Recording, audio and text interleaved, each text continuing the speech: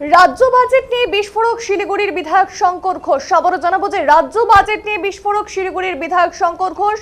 রাজ্যের বাজেট নিয়ে এবার মুখ খুললেন শিলিগুড়ির বিধায়ক।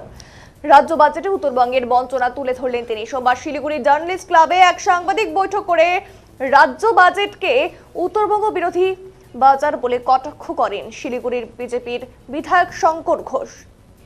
তিনি বলেন, রাজ্যের যে বাজেট পেশ করা হয়েছে তাতে উত্তরবঙ্গের কোনো রকম উন্নয়নমূলক প্রস্তাব নেই এবং কোনো রকম কর্পোরেশনেরও বাড়তি বরাদ্দ করা হয়নি বাজেটে। বিশেষ করে উত্তরবঙ্গকে বঞ্চিত করা হয়েছে বাংলার বাজেট থেকে। পাশাপাশি বাংলার এই বাজেটে কোনো রকম উন্নয়নমূলক কথা নেই, সবেতেই কেন্দ্র সরকারের টাকাতে করা হয়েছে বরাদ্দ। কিন্তু রাজ্যের মুখ্যমন্ত্রী সর্বদাই কেন্দ্র টাকা দেয় না এমনই অভিযোগ করতে থাকেন। কিন্তু আসলে কেন্দ্র যে রাজ্য সরকারের সমস্ত প্রকল্পতেই টাকা দেয় তা মানুষের কাছে ধোঁয়াশায় রাখছে এ রাজ্য সরকার। পাশাপাশি গুজরাটের প্রসঙ্গ তুলে শঙ্কর ঘোষ দিন কটাক্ষ করেন যে গুজরাটে মদ্যপান নিষিদ্ধ, তবে এ রাজ্যে সেই মদ্যপান দিয়েই কর আদায় করা হয়। সেই করের অনেকটা অংশ দিয়েই চলে এ রাজ্য সরকারের আর্থিক তহবিল। তাই রাজ্য সরকারের উত্তরবঙ্গকে বঞ্চনার এই মনোবল ভাঙার জন্য আগামীতে জায়গায় জায়গায় প্রতিবাদে নামবে রাজ্য বিজেপি। এমনকি শুভেন্দু অধিকারীর নেতৃত্বে আগামী দিনে উত্তর কন্যা অভিযানও হতে পারে বলে জানান শিলিগুড়ির বিধায়ক শঙ্কর ঘোষ। ইতিমধ্যে পরিকল্পনা ইত্যাদি হয়েছে। এখন উনি মেয়র সাহেব আমাদের বয়সে বড় সিনিয়র লিডার, শ্রদ্ধেয় লিডার।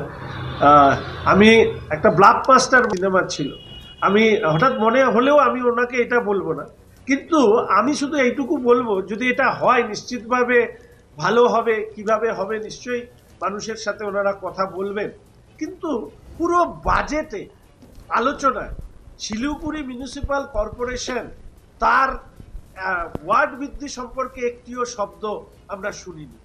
প্রত্যেকটি কর্পোরেশন বিভিন্ন টায়ার, 10 লাখের নিচে 5 থেকে 10 লাখ সেই কর্পোরেশন এক ধরনের কর্পোরেশন, 10 লাখের উপরে 50 লাখের উপরে নানা ধরনের কর্পোরেশন আছে।